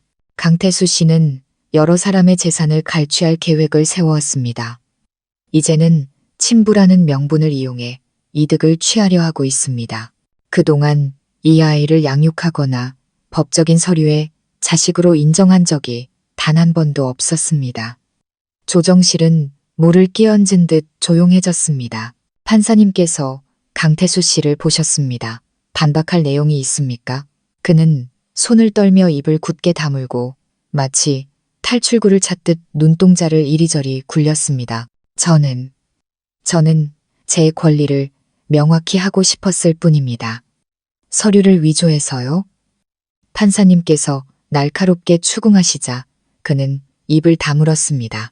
마지막으로 법원은 강태수 씨의 청구를 기각하고 재산 갈취를 목적으로 허위 자료를 사용한 혐의에 대해 수사기관의 사건을 이첩한다고 선언했습니다. 저희는 눈부신 햇살 속에서 법원을 나섰습니다. 마음은 구름처럼 가벼웠습니다. 시아버님은 법원 문 앞에서 눈시울을 붉히시며 염주를 돌리며 속삭이셨습니다. 화영, 마침내 당신도 편히 쉴 수 있게 되었소. 저는 준호를 돌아보았습니다. 그는 제 손을 잡았습니다. 모든 것이 밝혀진 후 처음으로 그는 예전처럼 진심 어린 목소리로 말했습니다. 미안해. 그리고 날 버리지 않아줘서 고마워. 저는 가볍게 고개를 끄덕였습니다. 많은 말이 필요 없었습니다. 그 눈빛만으로도 저의 작은 가족이 다시 제자리로 돌아왔다는 것을 알 수 있었습니다. 그날 저녁 온 가족이 소박한 저녁상에 둘러앉았습니다. 아이는 얌전히 잠들어 있었고 시아버님은 손주를 보며 미소 지으셨으며 준호는 일어나 제게 국을 떠주었습니다. 작은 행동이었지만 지금 저에게는 의미 있는 속죄의 표현이었습니다. 저는 일어나 아버님께 물을 따라드렸습니다. 아버님, 이제부터 우리 정말 평온하게 살아요. 서로를 지키고 우리 가족을 지켜요. 아버님은 눈물을 글썽이며 고개를 끄덕이셨습니다. 그리고 저를 보시며 쉬어버린 목소리로 말씀하셨습니다. 고맙다. 민서야, 너는 그냥 며느리가 아니다. 이 집안이 받은 복이다. 저는 웃음을 터뜨렸습니다. 더 이상 어떤 걱정도 섞이지 않은 웃음이었습니다. 어쩌면 과거는 언제나 되돌아오는 법인지도 모릅니다. 하지만 서로를 지키고 이해하는 사람들만이 모든 것을 극복할 수 있습니다. 행복이란 깨진 적이 없는 것이 아니라 제때에 다시 붙일 줄 아는 것입니다. 시청자 여러분, 오늘 이야기는 많은 분들께 생각할 거리를 던져주었을지도 모릅니다. 과연 혈연이 정보다 중요한지, 사람의 마음이 불분명할 때 과연 가족은 평온을 지킬 수 있는지. 하지만 분명한 것은 굳건한 신념과 현명함, 그리고 진실한 사랑이야말로 가정을 지키는 힘이라는 것입니다. 오늘 이야기에 감동하셨다면 채널 구독과 함께 아래에 댓글을 남겨주세요. 여러분의 감상이나 직접 겪으셨던 이야기를 공유해 주시면 우리가 함께 듣고 서로를 더 깊이 이해할 수 있을 것입니다. 가족 이야기 채널은 시청자 여러분의 관심에 진심으로 감사드립니다. 다음 이야기에서 다시 뵙겠습니다.